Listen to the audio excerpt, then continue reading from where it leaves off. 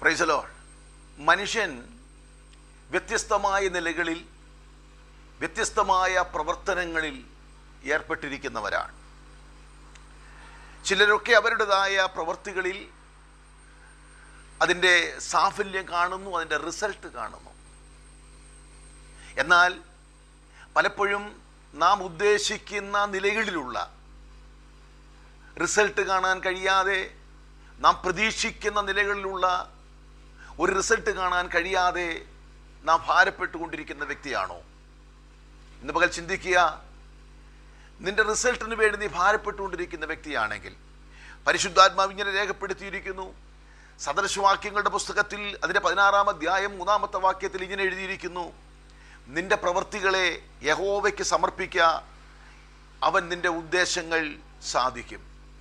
ദൈവകരങ്ങളെ ഏൽപ്പിക്കപ്പെടുമെങ്കിൽ നിന്റെ ഉദ്ദേശം സാഫല്യമാകും.